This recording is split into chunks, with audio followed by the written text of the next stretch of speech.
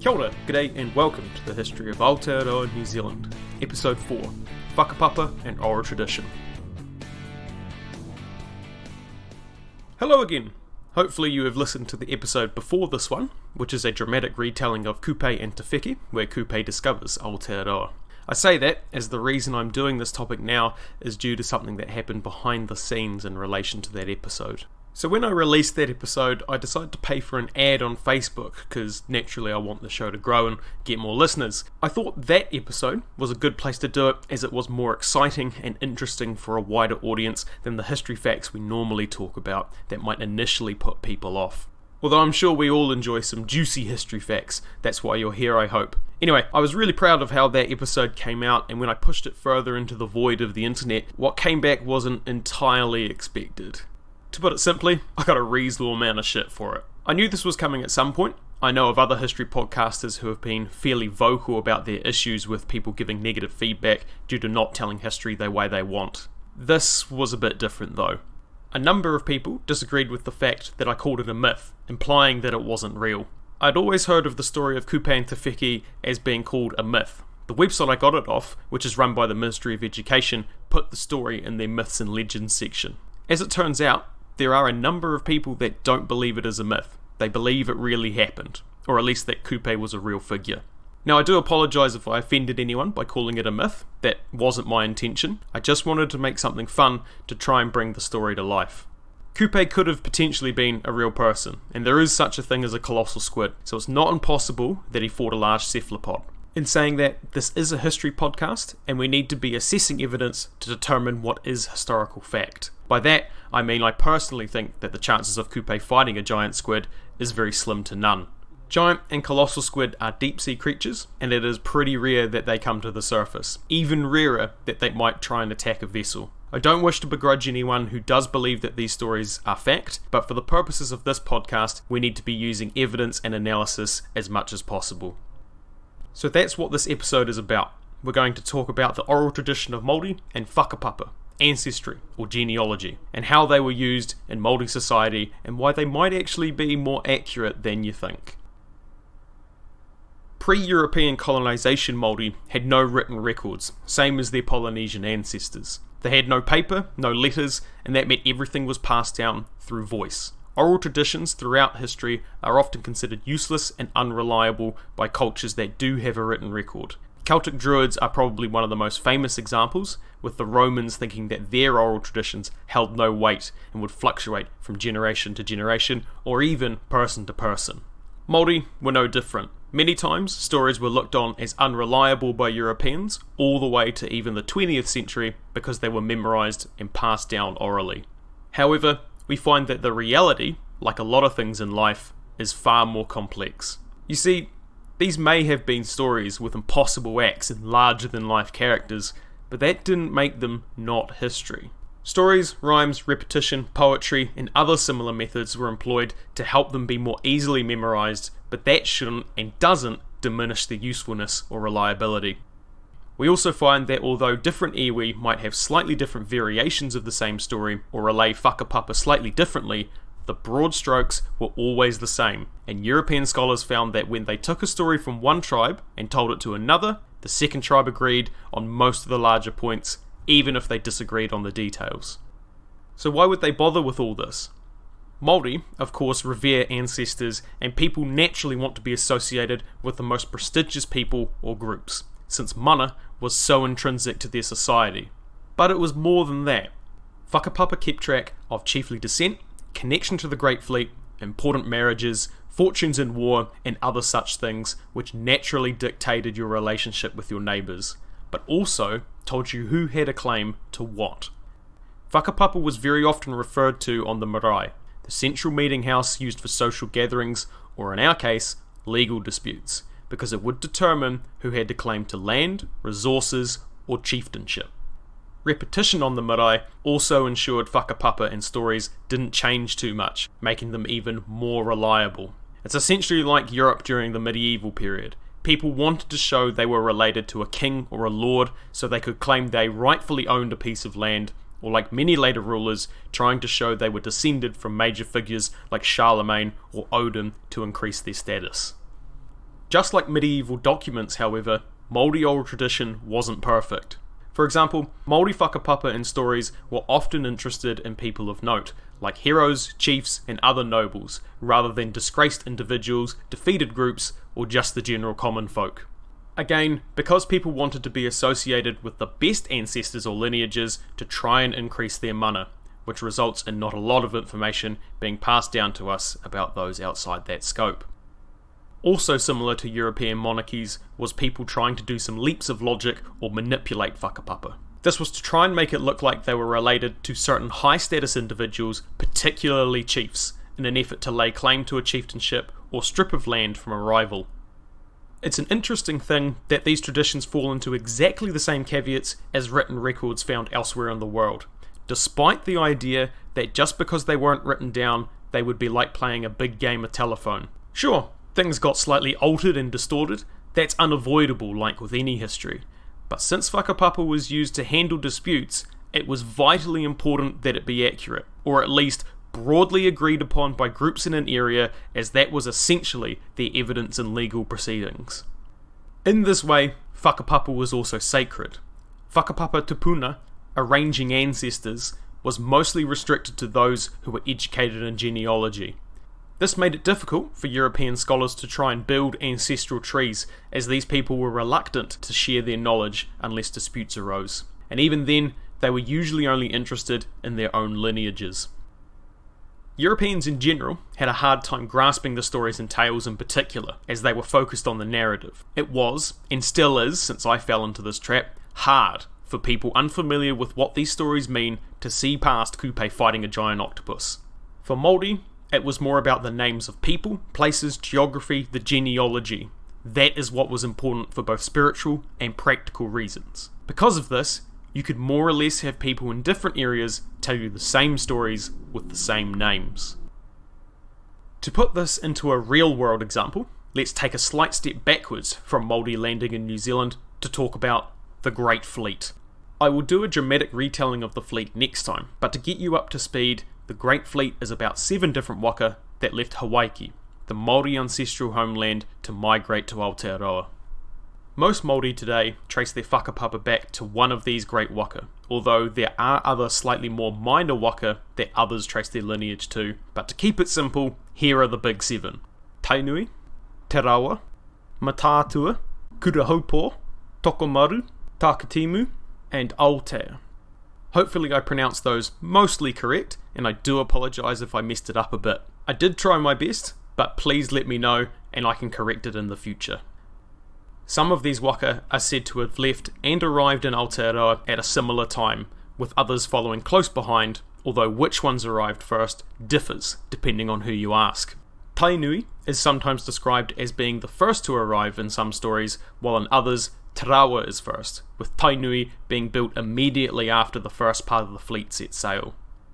We don't see any stories of the Great Fleet, or really anything else being written down, until the 1830s, by people like Edward Shortland, a British doctor and linguist who was going around different villages recording their stories, and is where we get a lot of information about Māori oral tradition as well as the Great Fleet. During a land claim hearing in Makatu Bay of Plenty, Shortland had an elderly priest start at the earliest history of the Te Rawa waka and step by step bring it to the present day. He then took this to other tribes in Tauranga and in the Waikato, who were quick to point out any misrepresentations the priest had made, but accepted it was generally correct. Again, we see this a lot with other whakapapa when we cross-reference them from one iwi to another. Te Rawa and Tainui actually have a bit of interesting history, as in most accounts they have some sort of dispute. In one account, the two crews argue over a beached whale. In another, Te Rawa feel uncomfortable sailing without a priest, so they invite a Tainui priest on board to bless the waka, but sail off before he can get back to Tainui. There is also another account of the Tainui crew burning the Te Rawa waka once in Aotearoa, which is then responded to by killing the Tainui chief. We don't see this level of connection between other canoes, but it does show that the animosity and hardship which they tried to leave behind in Hawaii followed them. Although the waka thus far mentioned are somewhat historical, there are others that are thought to be mostly mythical, as they brought the people with them who would become the mountains and features of the New Zealand landscape. The stories about those waka reinforce the idea of whakapapa and its spiritual importance, since their ancestors weren't just the land in the sense that they were buried in it. They literally were the lakes, rivers, and mountains. Takatimu also takes on a slight mythical status, as it is the only waka to make it to the South Island and was potentially shipwrecked in Southland, becoming the Takatimu mountain range. Either way, scholars think that there likely wasn't a single great fleet, with each waka being a double canoe carrying approximately 150 people, as some have suggested. It's probably more likely that multiple smaller fleets became single big waka over time in an effort to more easily remember and pass on that knowledge and tradition to the future. There is also some mention of when the fleet arrives, they encounter people who came before them. As mentioned in the previous episode, the chance isn't high that there was a population before the large-scale migration by people that would become Maori. It certainly is possible, but thus far no archaeological evidence supports the idea, and in fact, when assessing the names of these groups, it has been found that they are actually descended from members of the Great Fleet. For example, the tribe Ngāti Hotu were found by Ngāti Tuwharetoa in Taupo, and were thought to be there from before the migration.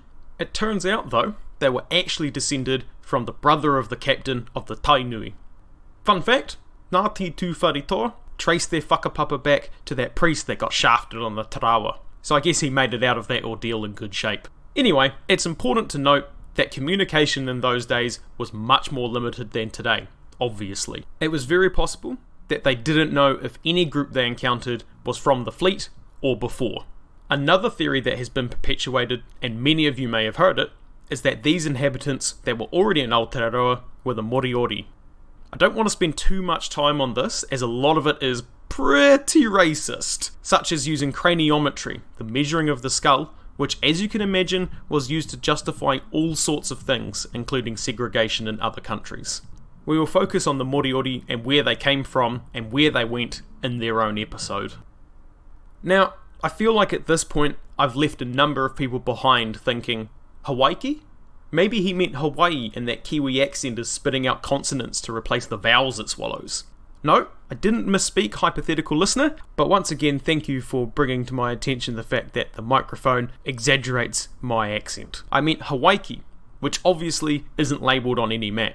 This is because it sort of is the place and sort of isn't. By that, I mean there is a spiritual and physical Hawaii. The spiritual version lies towards the sunset, around the west to northwest, and is where Māori return upon death. The physical, as we talked about earlier, is the homeland of Māori, where they came from to reach New Zealand, which lies around the east to northeast. This difference in direction is due to Hawaii being associated with ancestry, with one aspect of ancestry being death lying in the west, and the other being your ancestral spirit carried inside of you from the homeland in the east. This feeling inside of oneself was thought to be the energy with which a priest could enter a trance, or through which children could be born. The Western comparative would be something like the Holy Spirit in Christianity, filling you up, making you do great deeds, or blessing you with healthy children. We do see Hawaii in other Polynesian traditions, but the interesting thing about that is it sort of moves. By that I mean, Hawaii is relative to where you are. Like Hawaii to Māori could be Tahiti, as it has been hypothesized, but Hawaii to Tahiti could be the Cook Islands, and Hawaii to them could be Tonga, and so on. What this meant was that Hawaii to them was always to the west, the origin of migration and the land of the dead. For Māori though, the origin of migration was to the east, and as such there was a distinction made between the spiritual and historical Hawaii that isn't really seen in any other Polynesian cultures. Once Europeans arrived, they attempted to write all these stories down, but as we mentioned, had a bit of a rough time of it, and with some just downright dismissing them. Such as Joel Pollack, a trader in the 1830s who wrote down that some iwi believed a giant bird had dropped an egg into the ocean and 4 people in an old waka emerged, who landed in New Zealand as the beginning of Māori. Pollack was pretty harsh in saying that, quote, their accounts are so much clothed with absurd superstitions as to render such stories wholly useless to the antiquary, end quote. At one point, some people like Percy Smith, who was the founder of the Polynesian Society, tried to put all the whakapapa and stories into one single cohesive history. This was an attempt to make the slightly differing versions of Māori history easier to understand for Pākehā, foreigners, and to also use in legal proceedings. So in 1913, one volume was written, followed by another in 1915 titled The Law of Whare, the Law of the House of Learning. As you've probably guessed, it was a bloody shit show.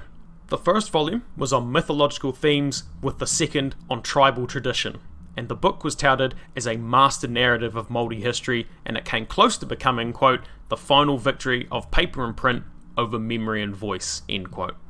Naturally, the book came under fire from multiple sides. One Bishop Herbert Williams in 1937 argued that the main informant for the law, Te Mātauranga, was influenced by Christian teachings, and that the Te Reo Māori translations were often bad, among other things.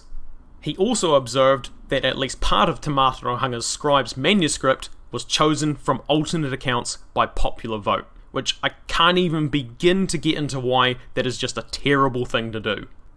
In 1925, another scholar, Te Rangihiroa, the Vikings of the Sunrise guy, generally accepted the sequence of events in the law, but worried about the credentials of many stories, more or less saying that it was bollocks, because they had thrown together so many stories and details into one Frankenstein story. Oh, but wait, there's more. Further analysis in the 1970s led further credence to the idea that the law was just a terrible piece of history, exposing injections of European knowledge, false attribution of sources, and shifting of material to reinforce the narrative, very little of which corresponded with the manuscripts claimed as its sources. Even as recent as 1994, David Simmons observed that, quote, what words were Te Mātauranga's have been lost in the retelling and rewriting, end quote. After all that, though, I think Kendrick Smithyman said it best in 1979 in reference to the historiographical methods of Percy Smith and his colleagues.